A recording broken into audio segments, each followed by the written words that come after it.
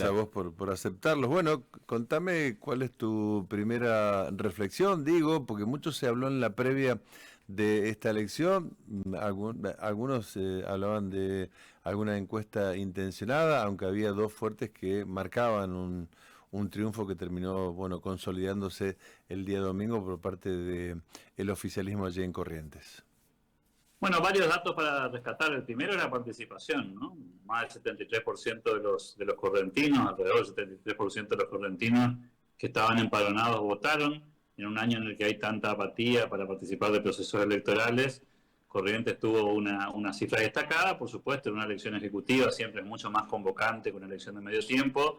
En Corrientes se elegían no solamente gobernador y vice, sino también 73 intendentes, y eso, por supuesto, siempre genera mucha movilización política. Había una oferta electoral, diría yo, bastante amplia, más allá del sistema electoral que sigue siendo perimido, caduco, obsoleto y que obviamente hay que revisarlo. Lo cierto es que había varios jugadores en la campaña de gobernador que tenían alguna expectativa de participar y eventualmente conseguir entrar en la segunda vuelta. Eso siempre genera de alguna manera un poco de movimiento extra a lo que habitualmente vemos. Por otro lado, por supuesto, el triunfo del gobierno provincial fue abrumador.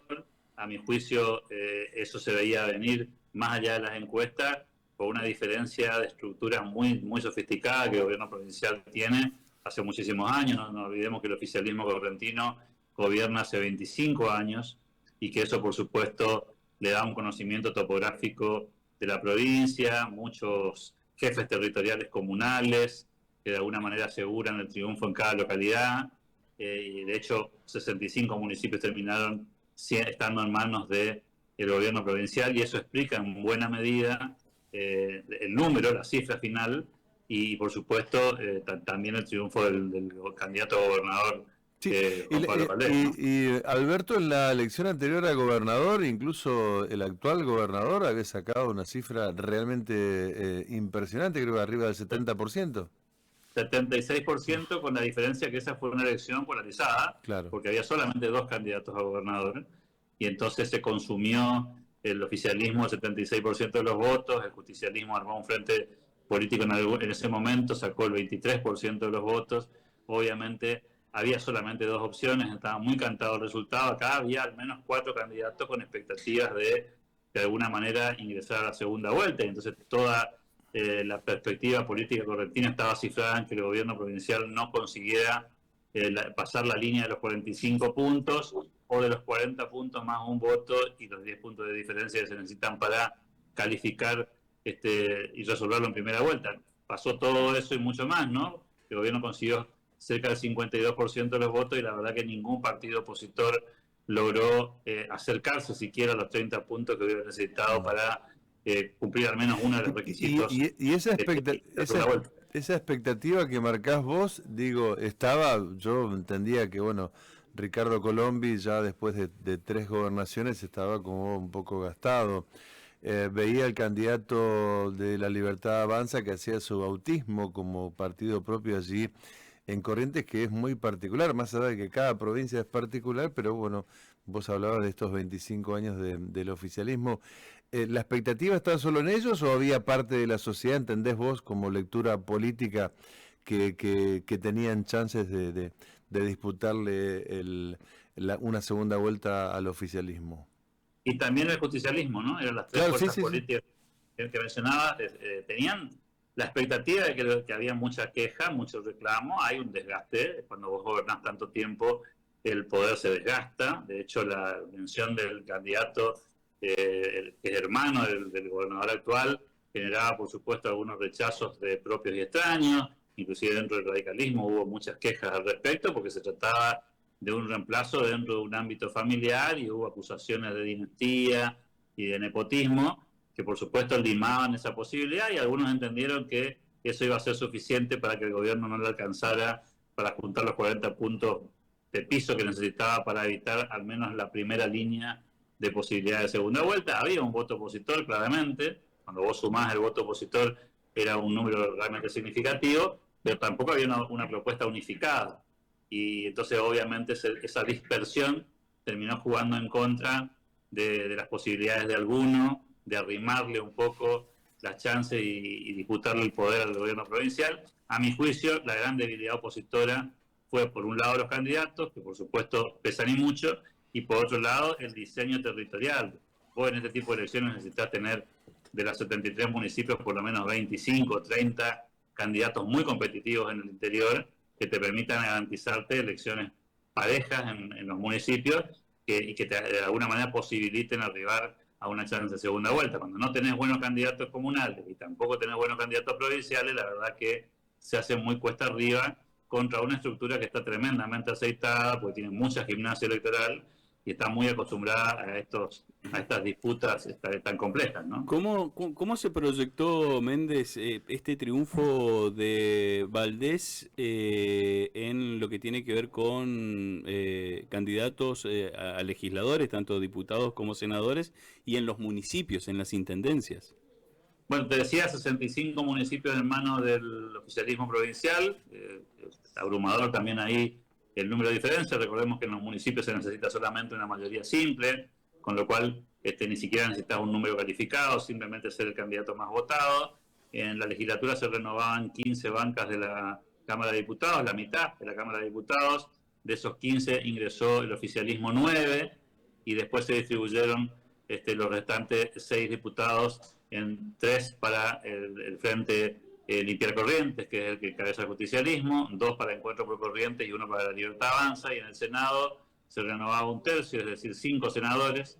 De esos 5 senadores, 3 renovó el oficialismo, 1 Encuentro por Corrientes y 1 el justicialismo, es decir, Limpiar Corrientes. Esa fue la distribución final que de alguna manera le garantiza al oficialismo correntino tener una especie de mayoría asegurada, que ya la tenía, pero que ponía en juego muchos candidatos a diputados, sobre todo en esa Cámara, y corría el riesgo de debilitar esa mayoría necesaria para seguir disponiendo de la legislatura como una herramienta política para hacer cambios. ¿La relación política Valdés-Colombi es irreconciliable? En política nunca es irreconciliable, ¿no? Sobre todo cuando ambos provienen del mismo partido político. De hecho, Ricardo Colombi fue quien lo designó como candidato a gobernador a Gustavo Valdés allá por el año 2017. No nos olvidemos también que Ricardo Colombi fue candidato a senador provincial en el año 2023, hace solamente 2 años, por el espacio del gobierno provincial. Digo, son 2 hombres que han caminado juntos mucho tiempo en la provincia, han tenido discrepancias en los últimos años, y eso explica por qué terminaron yendo en frentes políticos diferentes. Pero yo no diría jamás que esos 2 jugadores del sistema no puedan volver a recuperar la conversación. Dependerá, por supuesto, de cuestiones que hagan que se enfríe la puja electoral, porque fue una campaña muy dura, con mucha campaña sucia, con mucha campaña del lado B, como nos gusta decir a los comunicadores. Lo cierto es que creo que nunca están cerradas esas puertas. No son enemigos acérrimos, obviamente tuvieron sus discrepancias y sus diferencias, la hicieron pública, pero me parece que también dejaban algunas puertas abiertas para la conversación.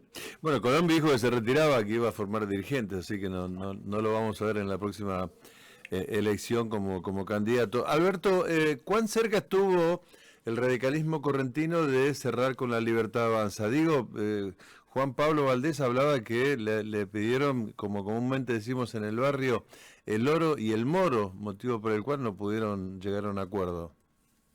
Bueno, dicen los que estuvieron en las conversaciones, no me consta, que la oferta fue generosa en términos del gobierno provincial a La Libertad Avanza, pero La Libertad Avanza del gobierno nacional pretendía algunas otras cuestiones que son más difíciles de resolver. El nombre de la alianza, el formato político para presentarse a la elección, las intendencias en algunas comunas del interior. Bueno, el gobierno provincial entendió que eso era demasiado para lo que ofrecía localmente ese espacio político, y finalmente esas conversaciones no terminaron mal, quedaron, digamos, de un buen ida y vuelta. De hecho, se notó bastante en la campaña electoral, sobre todo desde el gobierno provincial. Evidentemente se evitó atacar al gobierno nacional. En todo caso, las disputas y las discusiones fueron más entre candidatos que entre espacios. Y creo que esa avenida está abierta de nuevo, porque inclusive en el discurso de la noche del domingo, el 31 de agosto, el actual gobernador dejó entrever la posibilidad de retomar el diálogo, y al día siguiente el ya electo gobernador de Corrientes para el periodo 25-29 también habilitó la puerta para una conversación con el gobierno nacional, que tiene que ver, por supuesto, con reivindicaciones que tienen las provincias y también con lo tensa que está la cuerda en el Congreso de la Nación. Todos sabemos lo que ha pasado en las últimas semanas en el ámbito del Senado y de la Cámara de Diputados de la Nación y la participación que han tenido los legisladores provinciales, incluidos los de Corrientes, ¿no? ¿No descarta entonces una alianza entre Valdés y la Libertad Avanza de cara al 26 de octubre? Bueno, el 26 de octubre no se llega porque se cerraron las listas y porque ya hay frentes presentados para la elección del 26 de octubre, pero habrá que ver después en la conversación ya sentados en las bancas después del 10 de diciembre cómo continúa esa historia, ¿no? Es un momento del país complicado y seguramente quizás algunas disputas que fueron propias del año electoral haya que otra vez revisarlas y ver hasta qué punto se pueden encontrar consenso. No nos olvidemos que muchos gobiernos provinciales acompañaron la ley Bases, muchos gobernadores, incluido el de Corrientes, estuvieron presentes en la firma del Pacto de Mayo, aquel Pacto de Mayo que se firmó en julio del año pasado, donde el presidente y 17 gobernadores firmaron un acta de compromiso. Bueno, eran otros tiempos, otro momento, este es un año electoral, las cosas se ponen un poco más difíciles de arreglar, pero creo que hay que dar vuelta a la página probablemente después del 26 de octubre y ver cómo continúa el proceso institucional en cada provincia y a nivel nacional también. ¿Y qué lectura haces vos de la visita de Leandro Sdero a Corrientes, a felicitar obviamente al electo gobernador radical, entendiendo que él aquí tiene una alianza con la Libertad Avanza y además, bueno, le ha cedido todos los lugares, por lo menos de expectativa, tanto en senadores como en diputados para la elección del 26? Y las realidades políticas son provinciales y son distintas. La amistad entre el gobernador Sdero y el gobernador Valdés es muy conocida. Todos saben que el gobernador Valdés ha sido un promotor de la candidatura de Leandro Sdero en la provincia del Chaco y ha tratado de alguna manera de acompañar ese proceso. Lo propio aquí en la provincia de Corrientes. Ambos son radicales, se conocen hace muchos años, comparten el espacio político. Por supuesto, las estrategias son distintas. Lo mismo podríamos decir de la diferencia que hay entre lo que está haciendo Jujuy y Mendoza, que también son gobiernos radicales, y todos sabemos aquí que se están jugando otras cuestiones, ¿no? Primero las cuestiones siempre comunales y provinciales, después las cuestiones nacionales. Cada partido y cada distrito tiene su propia dinámica. Chaco elige senador nacional, Corrientes no. Eso también modifica el escenario y modifica las estrategias de diálogo y de conversación que cada gobernador elige, lo cual no quita que hayan estado juntos en un acto en el que lo que se estaba celebrando era el triunfo de una fuerza política donde hay un gobernador radical, igual que en el Chaco, ¿no? El viernes previo a las elecciones se produjeron incidentes allí en el microcentro de la capital correntina que estuvo, si se quiere, ligado, relacionada con militantes de la Libertad Avanza, con presencia también de funcionarios nacionales. Méndez, ¿usted cree que este hecho en particular influenció en el resultado del domingo para el espacio La Libertad Avanza o se trató de un caso aislado? Siempre es difícil saber, ¿no? Lo que sí te puedo decir es que los números que finalmente arrojaron el resultado de las elecciones no están muy lejos de las encuestas que se tenían en Corrientes un par de semanas antes. Eso no significa que no haya tenido ninguna influencia. Lo que sí te puedo decir es que la mayoría de las encuestas le daban a ese espacio político en un rango entre 10 y 13%. Finalmente fue el 10% el porcentaje de votos que obtuvo la Libertad Avanza en Corrientes. Difícil saber si estuvo unos días antes en 3 y cayó a 10, pues efectivamente ya estaba en ese número, ¿no? Yo creo que este tipo de cosas suelen tener mucho impacto en lo que podríamos denominar el círculo rojo, ¿no? Los que estamos en el ambiente de la comunicación, de la política, quizás al común de la gente, esas cuestiones le interesan menos, mucho menos aún en los núcleos duros, que no cambian su voto por una cuestión como esta. Y además, claro, fue un episodio bastante confuso, en un lugar público, no sabemos si fue provocado o no. Obviamente el gobierno provincial también tenía sus discrepancias en esa cuestión. La Libertad Avanza también se sintió intimidado y provocado. Pasó lo que pasó. Honestamente creo que es difícil saber cuál es el impacto real en votos. Por supuesto son ese tipo de incidentes que uno querría evitar, ¿no?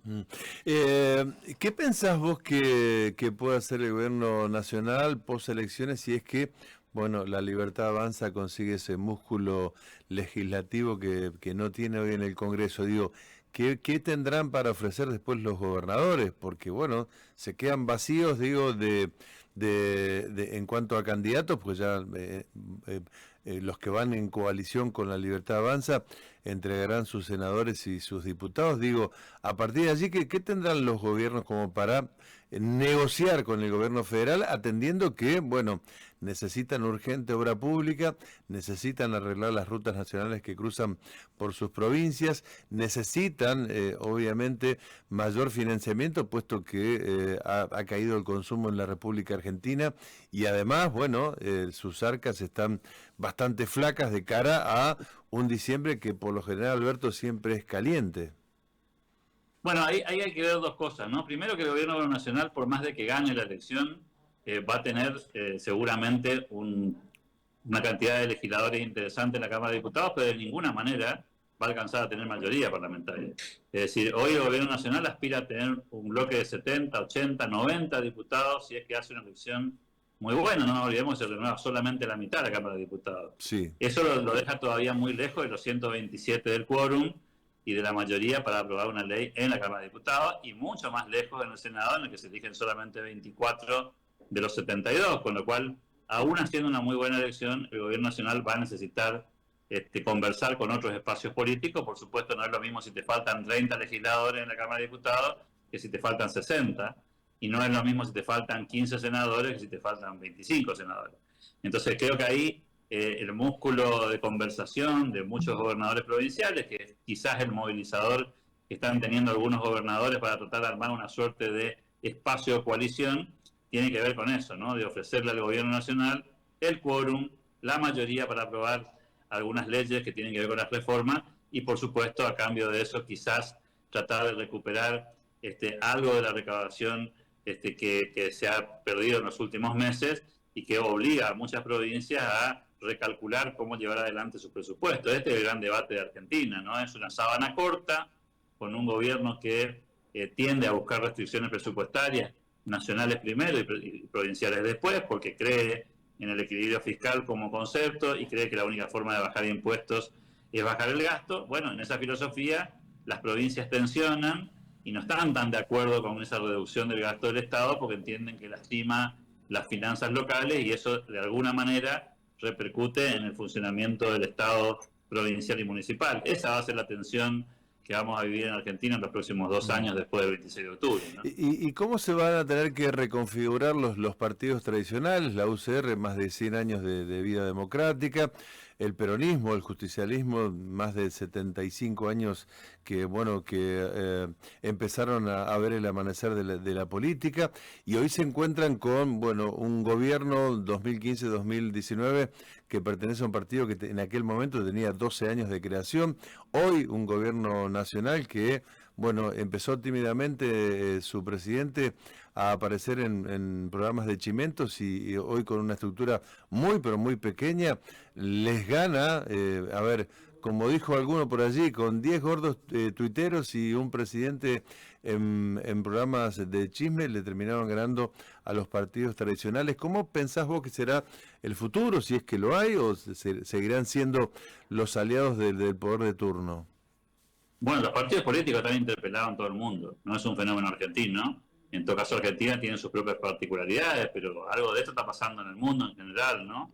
También hay un presidente en Estados Unidos que viene del show business, que no viene necesariamente de la política, y que no ha sido ni siquiera cónsul, no fue ni siquiera concejal de una ciudad. Digo, hay cambios en el mundo, en la política, que hay que tratar de interpretarlos. Las personas están por arriba de los partidos políticos en la consideración pública, después podemos discutir si está bien o mal eso. Lo cierto es que la gente cree en personas y no cree en estructuras. Los partidos políticos tradicionales se han desprestigiado en general. De hecho, han dejado de ser partidos políticos en el sentido del debate y la discusión interna. No es la configuración que conocimos en los 80 y en los 90 con el retorno a la democracia, en la que vos pasabas por un comité de cualquier partido político y había personas discutiendo, debatiendo, hablando de políticas públicas. Hoy los encontrás cerrados en tiempos no electorales y abiertos en tiempos de campaña. Y obviamente eso también habla a las claras de por qué los partidos políticos se han ido desmembrando, y por otro lado, por supuesto, el desprestigio que está muy arraigado en Argentina por quizás los fracasos políticos y económicos que hemos tenido y venido arrastrando durante mucho tiempo.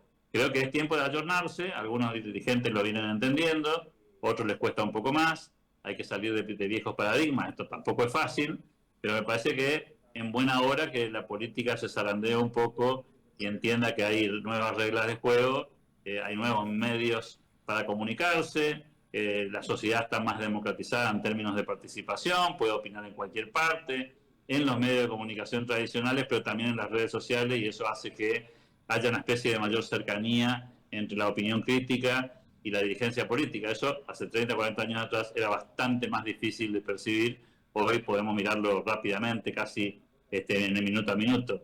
Veremos cómo se recompagina eso. El radicalismo tiene un desafío muy complicado, ¿no? El peronismo también tiene un desafío muy complejo, porque están pasando por procesos puertas adentro difíciles, distintos, pero difíciles, buscando liderazgo. A mi juicio, el radicalismo a nivel nacional se ha quedado sin líderes. No hay una persona que vos digas representa ese espacio político a nivel nacional, más allá de las autoridades partidarias. En el peronismo está pasando exactamente lo mismo. No hay hoy un liderazgo claro después de Cristina Fernández de Kirchner, que ya hoy está de alguna manera dejada de lado. Están todos trabajando en esa especie de sucesión y no hay un sucesor a la vista que de alguna manera homogeneice la visión de un espacio político. Creo que está acostumbrado a tener un líder fuerte y que hoy no lo tiene. Méndez, yo quiero volver a Corrientes. ¿Qué diferencia ve usted desde gestión o de lo político que se puede dar entre Gustavo y Juan Pablo Valdés? Bueno, eso lo vamos a ver después del 10 de diciembre. Son personalidades distintas, pertenecen a generaciones diferentes, tienen, por supuesto, una impronta personal.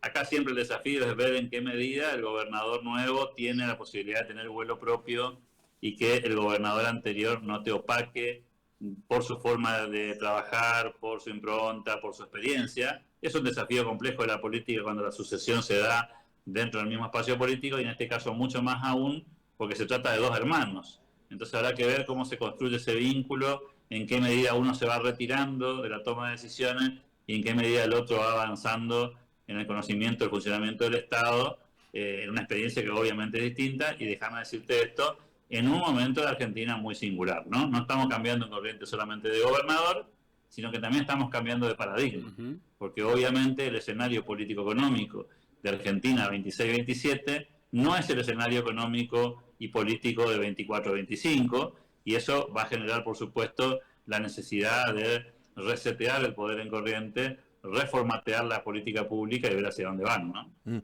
¿Es verdad que el actual gobernador pidió un crédito de 45.000 millones de pesos al Banco de Corrientes para afrontar los aumentos que comprometió con la administración pública? Entiendo que no pidió un préstamo. Lo que hubo fue un adelanto del Banco de Corrientes como entidad financiera a la provincia, lo cual es distinto, digamos, y de hecho que ya está cancelado, ¿no? Una práctica que es habitual en casi todas las provincias, sí, en este momento en particular. Quizás en Corrientes la novedad es que hace mucho tiempo que Corrientes no apelaba a pedirle al banco un anticipo para terminar de redondear financieramente los compromisos que tenía. Esa sí es una novedad en términos políticos y financieros. Por eso decía, cuidado que el escenario que se avecina es un escenario de mayor fragilidad financiera para las provincias, de mayor debilidad en términos de la maniobrabilidad de la caja y, por supuesto, con demandas sociales que están creciendo y con una tolerancia pública que va poniendo también presión y tensión en el escenario político local, ¿no? Y eso también parece que hay que tomar nota. Por eso hablaba recién de los cambios de paradigma. Una cosa es gobernar la provincia de Corrientes con varias nóminas salariales de espalda y otra cosa es hacerlo con una espalda muy corta, claro, ¿no? Y creo que ese es el desafío que viene. ¿Y Corrientes está pidiendo también, como nosotros, un adelanto de copa para gastos corrientes o no? Hasta donde yo sé, no. Me parece que Corrientes lo que tuvo fue este final del mes de agosto un poco más convulsionado. El valor solicitado tampoco es una desproporción en términos de la nómina salarial de la provincia, pero sí es una especie de alarma, un semáforo amarillo en términos del funcionamiento de una provincia que no está acostumbrada a hacer eso hace muchísimos años y que, por supuesto, prendió todas las alertas, no solamente en el sistema político, sino también en el sistema económico provincial, ¿no? Porque, por otro lado, hay bastante constatación de que la provincia tiene una deuda flotante importante con algunos proveedores del Estado, y eso también genera una alarma porque tampoco es una tradición histórica de Corrientes tener varios meses acumulados de deudas con proveedores. Pero bueno, son tiempos electorales y también uno sabe cómo funciona esa dinámica, ¿no? Cuando uno se acerca en un año electoral, más a una elección ejecutiva, los gobiernos suelen sobregirarse un poco y no es quizás el mejor momento para tensionar la cuerda, habida cuenta de que la recaudación nacional en Argentina está amesetada hace algunos cuantos meses y, por supuesto, los compromisos de gasto en la provincia siguen el ritmo del funcionamiento habitual, ¿no? Alberto Medina Méndez, muchas gracias por su tiempo. Que tenga buen resto de jornada. A ustedes por el